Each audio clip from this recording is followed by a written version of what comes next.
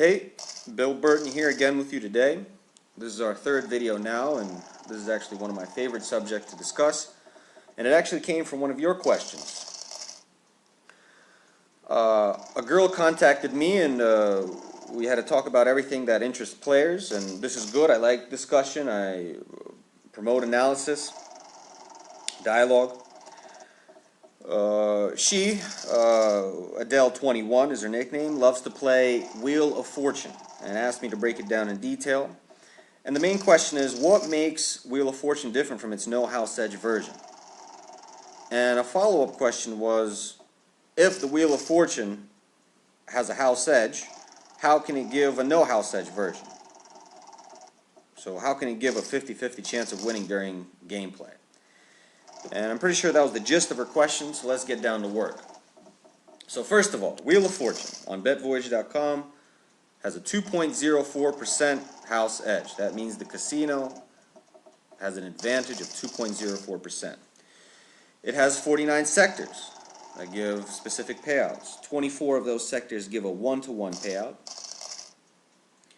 12 sectors give a 3-to-1 payout. 6 sectors give a 7-to-1 payout. 3 sectors give a 15-to-1 payout. 2 sectors give a 23-to-1 payout. And 2 sectors give a 47-to-1 payout. That's the logo and the joker sector. In Australian Wheel of Fortune, there are 52 sectors. And the Australian Wheel of Fortune has a house edge of 8%. The American Wheel of Fortune, which has 54 sectors, however, I must say that the American Wheel of Fortune usually, there are different variants of it. However, in any case, the house edge fluctuates from 11% to 24%. So as you see, everything always comes back down to mathematics. And the math at Betvoyager is significantly more pleasant. And I think you can kind of see the correlation here. The more sectors there are, the harder it is to guess the sector. And the harder it is to guess the sector, the higher the house edge is. So her follow-up question, how does the Wheel of Fortune, which has a house edge of 2.04%, have a no house edge version? How's that possible? And for those of you that have watched our previous videos, you can probably guess how.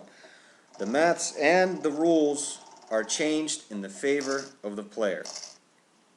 The first change in the rules is if a player makes a bet on any sector except logo,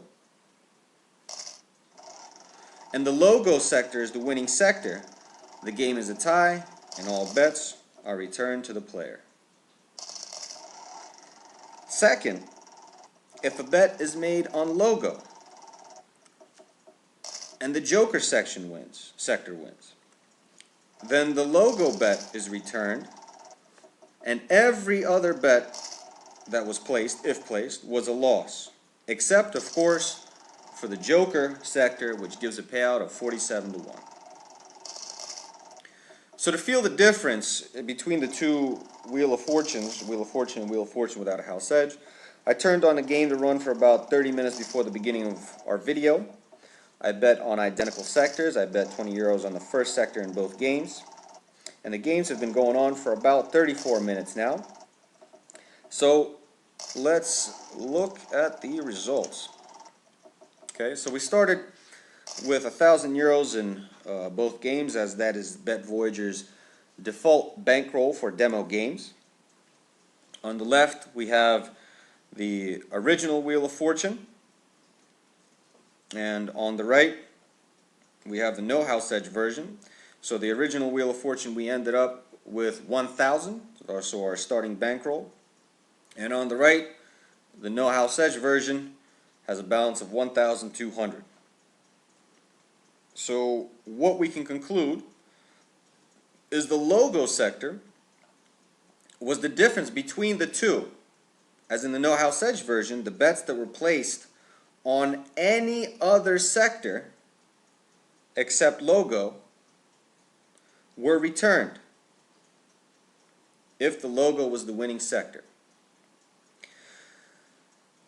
But in the original version, the same bet was a loss. So the result from having the same bets in the original version was a loss.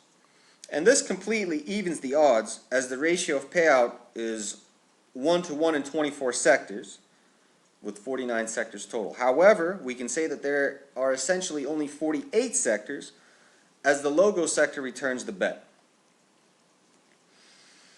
So this is what gives the equal odds game, or the 50-50 game. There's 24 possible winning sectors, 24 possible losing sectors, if the bet is placed on the first sector.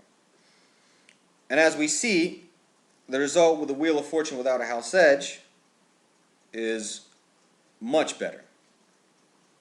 Now keep in mind that any bets that are made on the Wheel of Fortune without a house edge will have a 50-50 chance of winning, no matter what sectors you place your bets on. That's very important. So no matter how you place your bets, you'll always have a 50-50 chance if you play the Wheel of Fortune without house edge. So think, do your own research, make your own conclusions, subscribe to our channel, comment on our videos. All the best, wisdom to all, Bill.